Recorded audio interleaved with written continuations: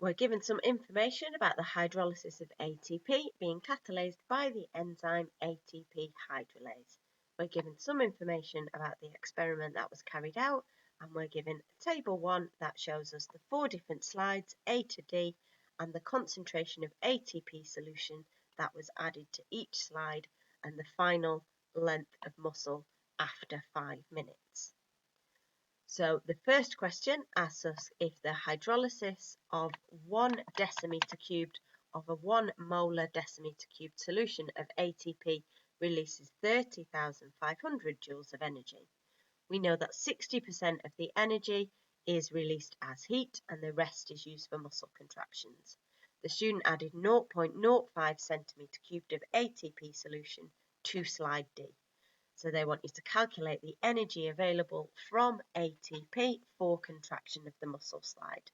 So the first thing we need to do is identify what information we are using from the table. So we're looking at slide D. So with slide D, we are using the 8 times 10 to the minus 6. So that's our first piece of information.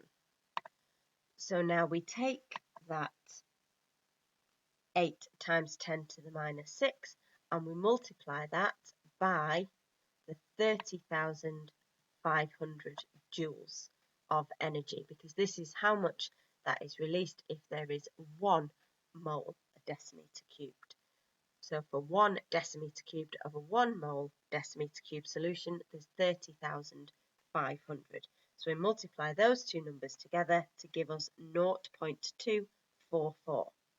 We need to bear in mind that our student is only adding 0.05 centimeter cubed. So we need to convert our 0.05 centimeter cubed into decimeter cubed. So we do this by dividing by 1,000. So that would give us our 0.00005 decimeter cubed.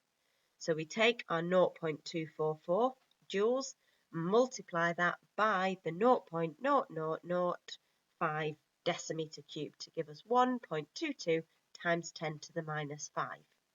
So if this is how much is released when all of the energy is released, 60% of it is released as heat. So we want to calculate 40%. So we want to calculate what the 40% of the 1.22 times 10 to the minus 5, which is how you get the correct answer of 4.88 times 10 to the minus 6. So that answer would give you 3 marks straight away. But if you haven't got those 3 marks, you can also gain some marks from showing working.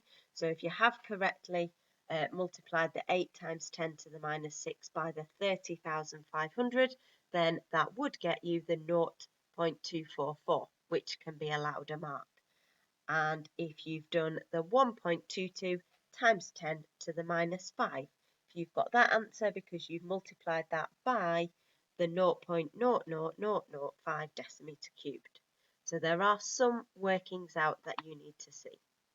So the first bit of working out is to take the number from the table, multiply it by the 30,500 joules per mole. We then take our answer from there and we multiply that by the 0.00005 decimeter cubed because we've converted our 0.05 centimeter cubed.